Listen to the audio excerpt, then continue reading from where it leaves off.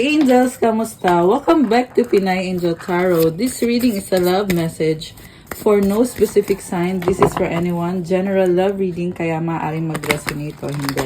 Pero pag nag-resonate, comment nyo para alam ko. Kamusta kayo, guys? Comment present para alam kong nanonood kayo. Anong energies ang connected sa'yo ngayon sa love life mo?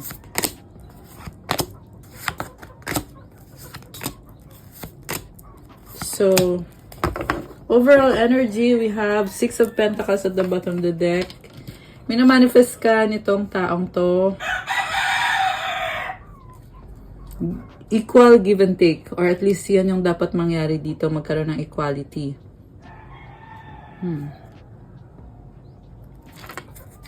So, this is someone na gusto nyo mag-work out yung connection nyo. Very practical. Baka may kadikang earth sign, Capricorn, Taurus, Virgo, or any sign na gusto niyang, yung nakita ko kasi very patient na energy, naghihintay ng tamang panahon para mag-invest sa'yo at i-manifest yung pagmamahal mo. Okay. 9 of Swords. Alam mo, hindi siya mapakali, iniisip ka, gusto kang makasama, dami niya mga thoughts. Still hoping pa rin siya na maging okay itong connection nyo. Pero, more on hanging yung pakiramdam niya dito eh. May unfinished business kayo. Ang focus niya ngayon is 7 of Cups. Nalilito kung ano na bang nararamdaman mo sa kanya. Kung may chance pa ba to. This is someone na tinitingnan yung options niya. Anong mga possibilities dito. Nakita niya yung positive tsaka negative. What crosses you is 3 of Pentacles. May chance pa dito. Parang gusto niya ibalik kung ano yung dating connection niyo na nag-uusap kayo openly. Okay, what lies below is 4 of Pentacles. Self-preservation. Ayaw niyang mag-risk. Ayaw masaktan. Masyadong matigas yung nakikita ko dito eh. Masyadong, pasensya na sa ingay guys. Masyado siyang merong symbol kasi dito pinapakita sa akin na kung ano yung kasanayan niya is yun lang din yung pinangahawakan niya. So, hindi siya nag-a-adjust eh. Pero at the same time, nakita ko din dito yung ayaw kanyang pakawalan, ayaw niyang mawala ka sa buhay niya. Baka long distance kayo, may possibility of travel na iniisip nitong person na to, kaya nire-ready niya yung sarili niya. Okay, no contact situation yung nakikita ko dito. Pero may plans. Sa nakita ko talagang meron siyang plans to pursue your relationship. What lies above is the world. So, endings and new beginnings. Marami siyang natutunan dito. Alam mo, I can see, grabe, ang ganda ng card, oh. Kita mo yung may mga lights. Ayan, this is a new cycle.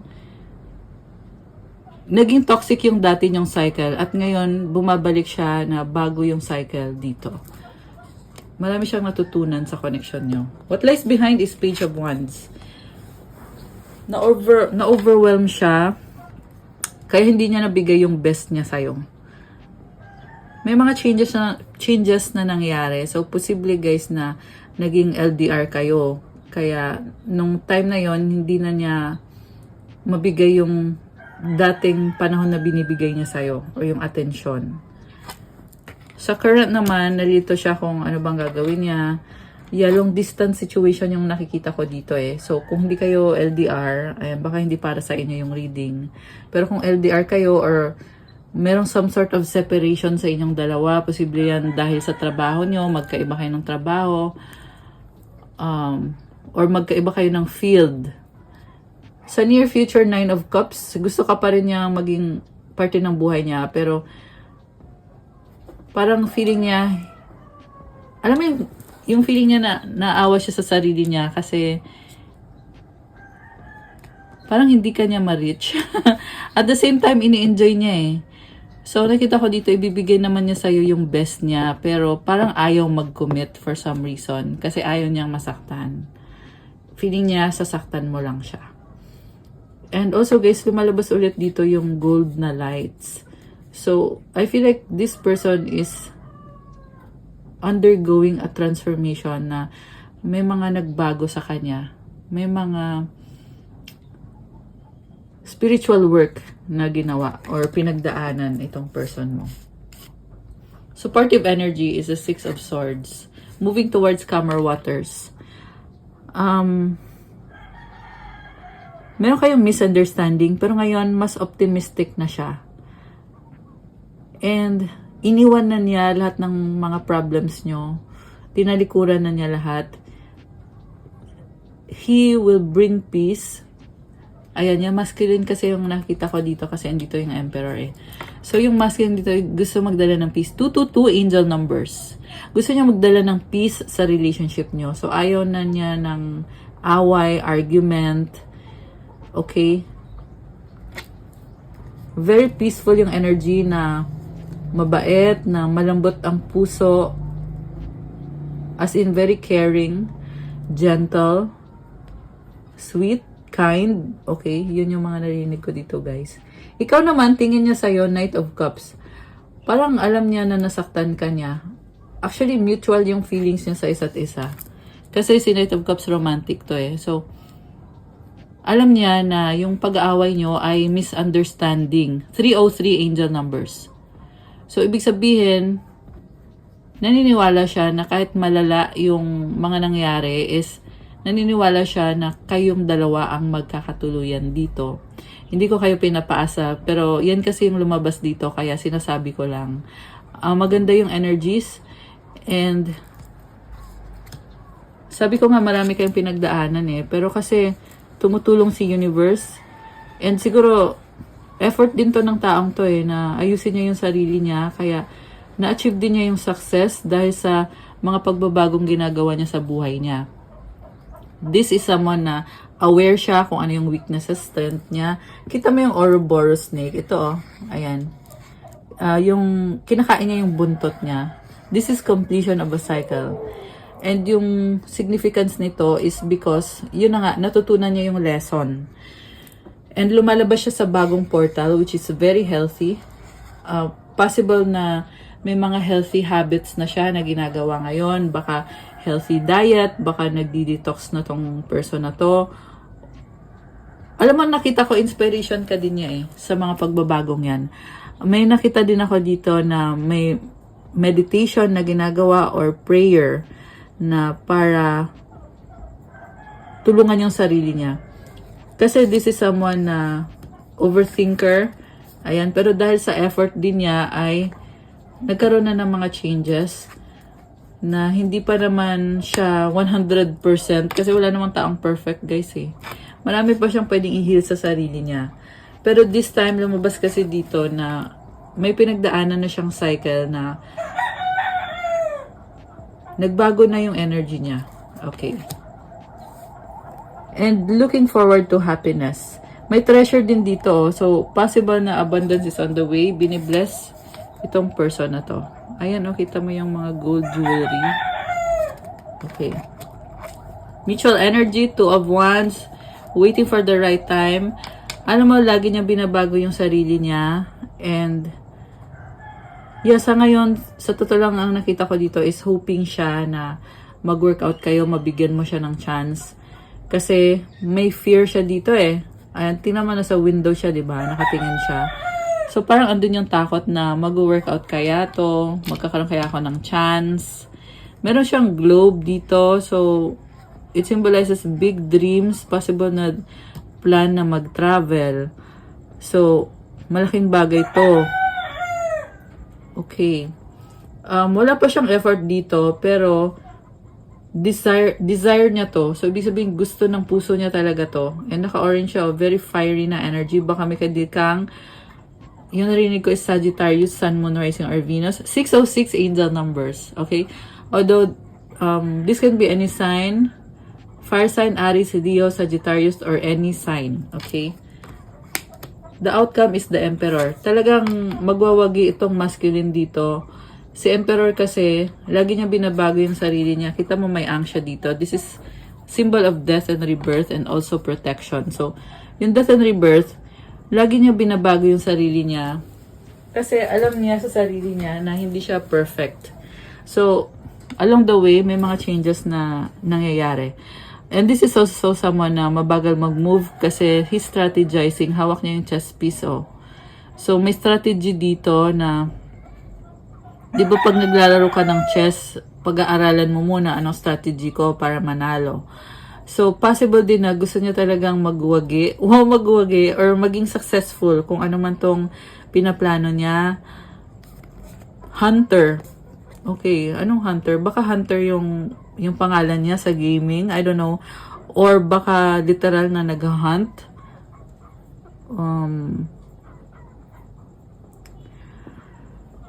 Okay. Parang chill lang siya ngayon kasi nagsa-strategize siya.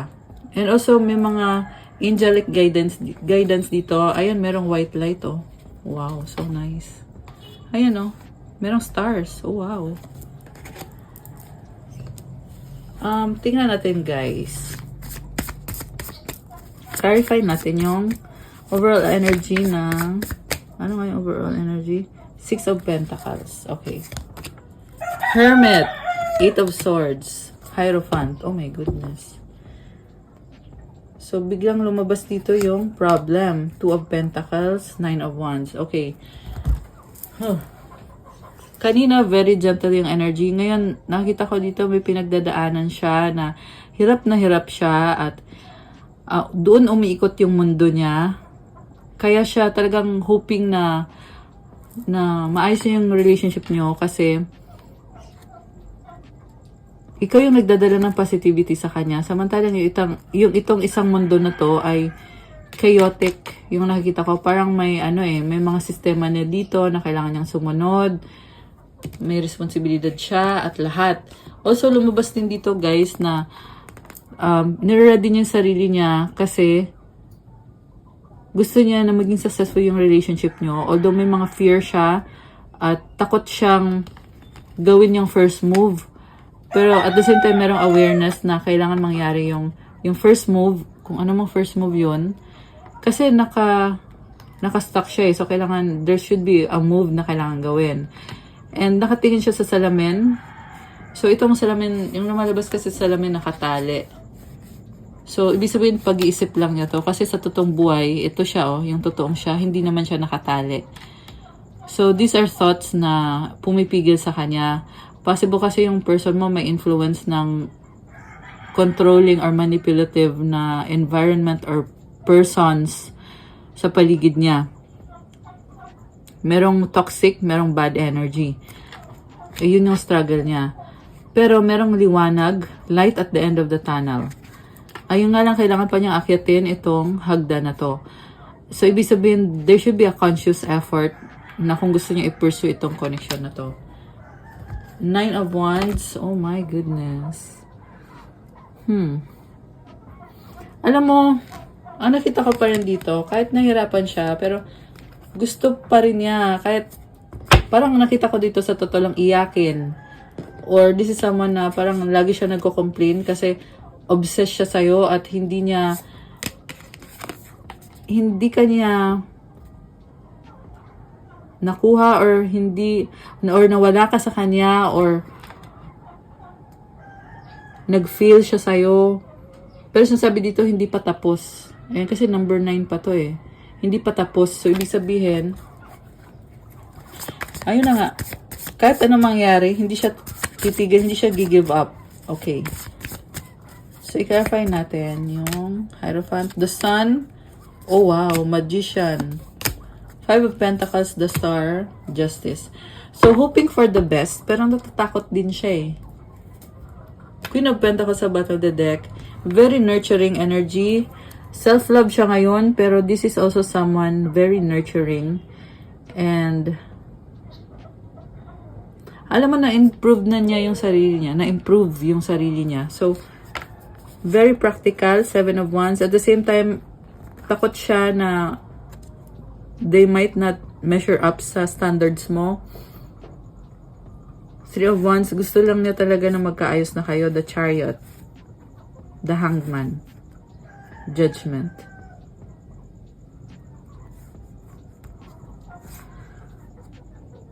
So, alam mo, nakita ko dito, parang aware siya eh. Aware siya na hindi ka masaya sa relationship nyo, na may mga naririnig siya na or nakikita niya sa'yo na you will not put up with their bad habits and bad attitude. Kaya siya na-challenge na tingnan sa ibang angulo yung situation kasi ayaw niyang mapahiya. Okay? Andito yung judgment sa dulo eh. So, conscious siya about kung ano yung sasabihin about sa kanya. Siguro connected sa family. Baka ayaw ng family mo sa kanya. So, ayaw niyang ng ganon. And nandito yung Justice card. This is about balance and harmony. Baka may kadikang Libra. And, kita mo mirror, oh. So, may dalawang side sa kanya, eh. And I feel like you need to get to know this person kung ano ba yung gusto niya i-pursue talaga sa buhay niya. Okay, may nakita kong same-sex connection sa iba. Hindi sa lahat, guys, ha. Pero yung iba sa inyo ay may ka-deal na same-sex yung person nyo. Ayan. Yeah. Dalawang lalaki. Pero hindi yun sa lahat. Nakita ko lang dito. And then, yun na nga, hoping siya, pero natatakot din siya. Minamanifest niya to. Nagkaroon siya ng clarity, may new beginning, happiness and positivity. Ayan, the sun. Wow. Ang ganda naman, oh. Very optimistic. Alam mo, this person is a creator, a manifestor. Ayan, oh, the sun and the magician. These are very positive cards. Major arcana. May infinity symbol. Ayan, oh. Ganon. Tapos ito pa. Nakafocus siya ngayon eh sa mga gusto niyang ayusin sa connection nyo. Yung nga lang may nakita kong delay dito kasi kita mo nakayuko, oh. Ayan, nakayuko. Pero sa dulo andun yung healing. Ayan. So, keep trying. Ayan lang. Pero actually, energy ng masculine to eh. Yung tinitingnan natin ngayon. Ayan. Pero kung ikaw naman ay masculine, kasi may ibang guys din naman nanonood dito, yun na yung masasabi ko, don't give up. Kasi, ito, ano mo lang to eh, feeling mo lang to. Dito ka dapat mag-focus sa star. This is healing. At i-claim mo na yan. So, ayan, babae ka man o lalaki ka man, comment, claim healing. Comment nyo dyan, guys. This is a very good energy. Anong mga angel numbers? Connected sa masculine. Okay, tingnan natin yung energy ng masculine. Okay, we have 12-12 duality. Within you are the shadows of dark and beams of light. The divine is reminding you to embrace the duality that is your individual spark. The spark is being ignited and is ready to illuminate the path ahead. Affirmation, I fully embrace who I am and allow change where it is needed.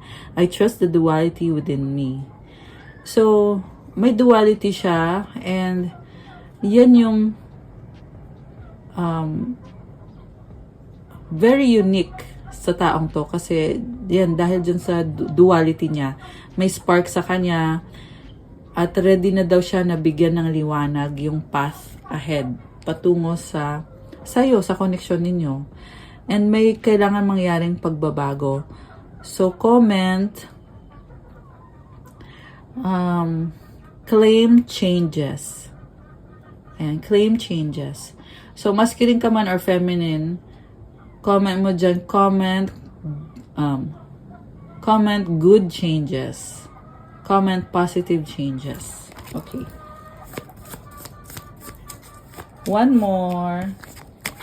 Okay, ito. 2-2 balance. Now is the time to take inventory of your feelings. Are there any feelings of imbalance or resistance? Divine whispers are here to remind you that the alignment you seek also seeks you. Breathe, rest, and reset. Affirmation, what feels peaceful and calm easily finds me as I restore the balance within me. Oh, this is so nice. It's a time of being in alignment. Kailangan magpahinga, huminga daw muna at mag-reset. Okay, so I feel like you've been in a very stressful or situation na nape-pressure ka. Ayan, sa masculine to ha. Sa masculine yung kinakausap ko. Kaya sinasabi dito na pahinga muna at magplano ulit or mag-reset. 212 angel numbers. So, comment nyo dyan, claim peace and calm. Para sa mga masculine. Claim peace and calm. Okay, claim balance. Isa pa, ano pa ang mga angel numbers for the masculine? Transformation 1919. Oh wow. It is asked that you take notice that you hold within your hands the power to change your life. Within this realization, you will feel your sense of purpose and your connection to new beginnings. Affirmation, I release what I no longer need to carry and I open myself to the transformative energy of the divine. Grabe, nasa kamay mo daw yung kapangyarihan para baguhin ang buhay mo. At yung realization mo na yan ay magdadala ng purpose at ng bagong simula. This is someone na gusto niya i-pursue yung connection niyo kasi yun yung purpose niya sa buhay. Nagkaroon siya ng purpose dahil sa connection na to, na tinatransform siya para magkaroon siya ng alignment.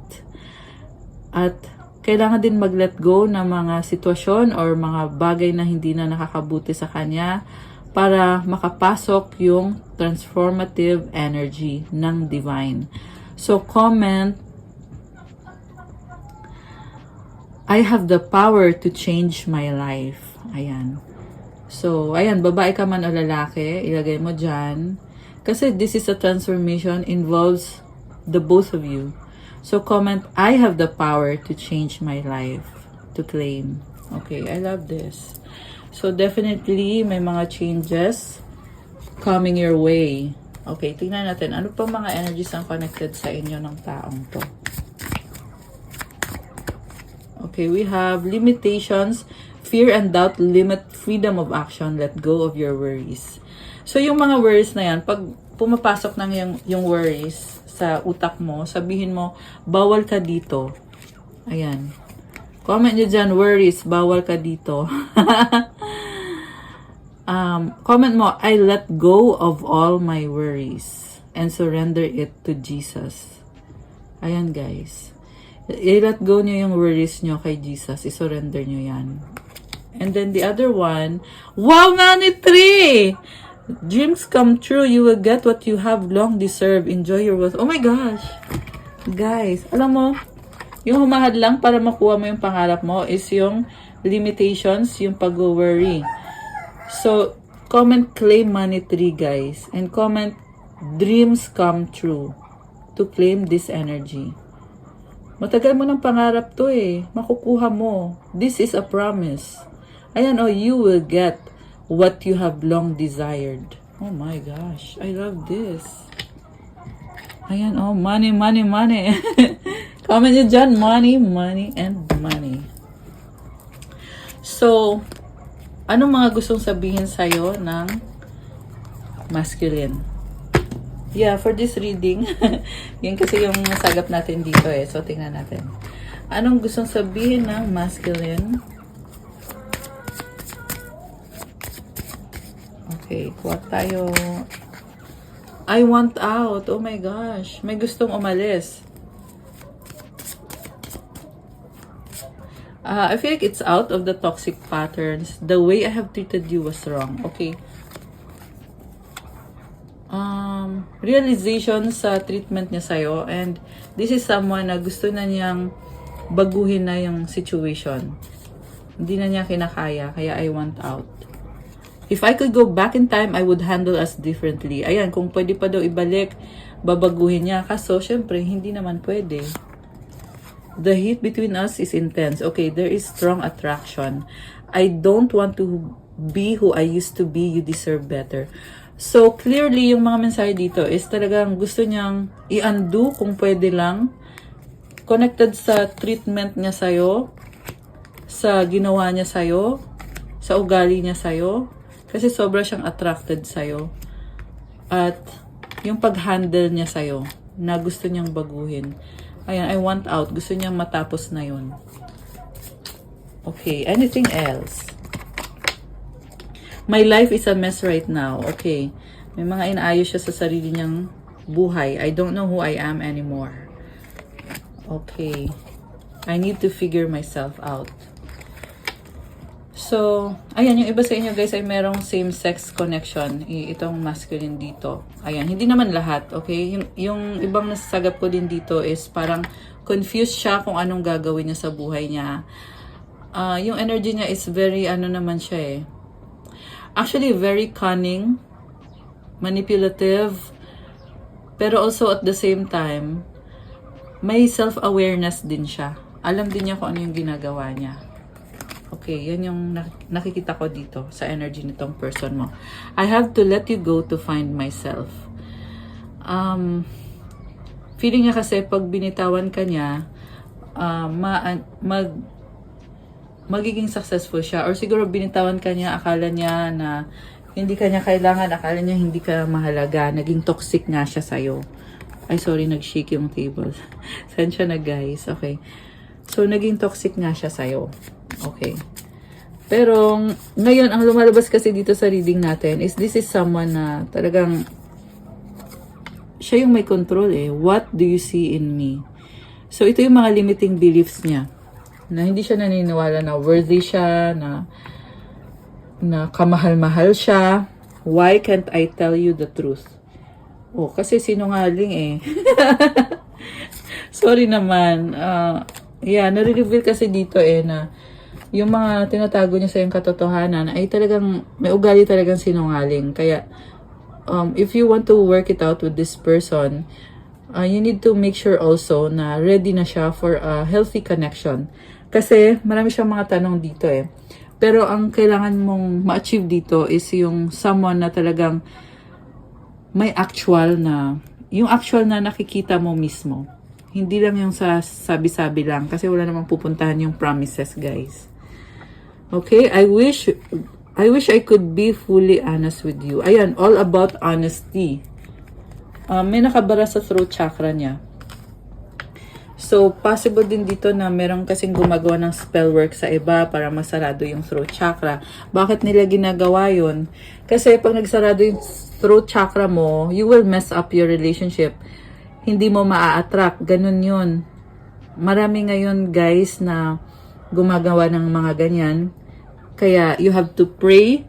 Kasi pag may prayer life ka, immune ka sa mga ganyan. Ngayon kung mahina ka at wala kang prayer life, or hindi ka naniniwala kay Jesus, sad to say, may mga ganyan talagang tao, no? Pero, hopefully, maliwanagan sila. Or baka nga naliliwanagan naman. So, ang sinasabi ko lang dito is, pag mahina kasi yung ano mo, yung spirit mo, kaya ka naapektuhan ng mga ganyan. Lalo na kung yung gumagawa din sa'yo ng mga spells na yan is talagang sabihin na lang natin na nai-insecure sa'yo. Kasi yun naman talaga yung mainly yung dahilan kung ba't sila gumagawa ng ganyan, di ba? Kasi kung sa personal hindi ka naman niya kayang harapin, pero pag sa ibang paraan na kagaya ng paggawa ng mga ganyan, ayun, doon nila yan gagawin. Pero anyway, so itong person na to na you need to work on your throat chakra. Okay? Pwede din sa'yo to, pwede to sa babae, sa lalaki. Roles can be reversed. And kasi pag open yung throat chakra mo, makukuha mo yung minamanifest mo, you can express what you want to say. You have the voice to speak out yung emotions mo, yung thoughts mo, in a way that is healthy. In a way that is proper. Hindi yung bastos, hindi yung manipulative, hindi yung ganon. But in a way na understandable, respectful, and polite. Okay, I'm obsessed with you at the bottom of the deck. I can't stop thinking about you.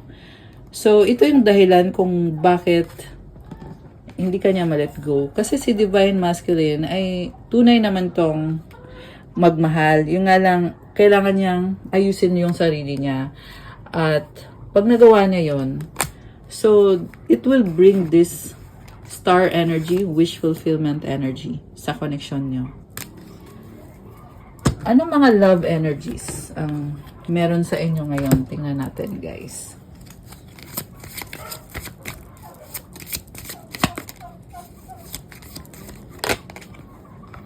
Apology. Oh my goodness. So, may pa-flowers si Mayor. Si Mayor. Hindi ka lang guys, ayusin natin yung camera. Ayan. May pa-flowers, oh. Never underestimate the power of a heartfelt apology. So, ang nakita ko dito is sincerity. Okay, tumalon. Ano to? Baggage. Oh my goodness. So, this is someone na tinatago niya nakastuck sa loob niya, yung mga emosyon niya. Ayan, sorry, hindi pala kita. Ayan. Nakastuck sa loob, kailangan niyang ilabas. Emotional baggage can weigh down the relationship. Unpack it. Okay, one more. Ito, sa ilalim. I wish someone you wish for is coming into your life. Okay, wini-wish ka niya, dandelion to, diba? Tama ba? Dandelion. Nice. Okay, umulan na. Okay. So anyway, we're done with the reading. Yeah, this is still a good reading. Okay, gusto lumabas nitong card na to Anticipation. Okay, may travel na nakikita ko. Baka LDR to. Oo, LDR nga. Ayan. And then,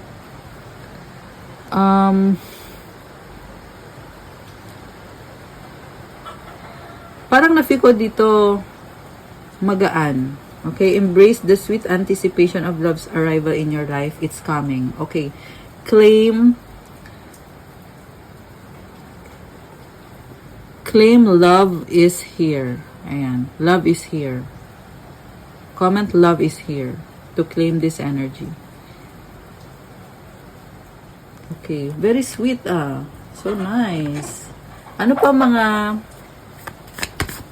tingnan natin guys ano pa mga mangyayari pa dito?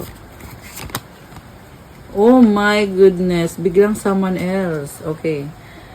So, ayan, it's telling you to set the record straight. Ano ba talaga? Ako o siya? May tayo ba or wala? Baka meron ay kayo, hindi tayo. What I'm saying is, you need to really know. Kasi magsasayang ka ng oras mo, ng energy mo. Okay? Kasi kung ayaw naman niyang mag-heal, ayaw niya i-heal yung sarili niya or i-heal yung connection ninyo, well then, it's time to close the doors, right? Pero tingnan mo muna guys, kasi si Emperor kasi, sabi ko nga sa inyo this is someone na gusto niya talaga i-pursue ito. And may Justice card dito. This is someone strong, someone who knows what he wants. Cycles, fate, karma, something ending, something beginning. So there is cycle going on. Sabi ko nga kanina, may mga natutunan at may pagbabago. Ayan. Okay guys, that's all for our love message for today. Thank you for watching. Please like the video, comment kung nag-resonate ba, subscribe and hit the notification bell. Yeah, check out my Instagram. Oo nga pala, for the private readings, tingnan nyo po sa description box. Pwede kayo magpabook sa akin, ipaschedule nyo. Message kayo sa Viber or sa WhatsApp para mas mabilis. Nasa description box lahat. And yung mga crystals, marami at iba-iba yung benefits. Meron for manifestation, self-confidence, vitality, protection, mental clarity, wealth, prosperity, abundance, attract love, self-confidence, at marami pang iba, focus and mental clarity. So, tingnan nyo na lang po doon at message nyo na lang ako. At pa-follow din pala kasi kailangan ko yung support nyo sa Instagram ko. Thank you, Earth Angels! I love you guys. I'll see you again soon. Good night and God bless. Stay safe. Bye!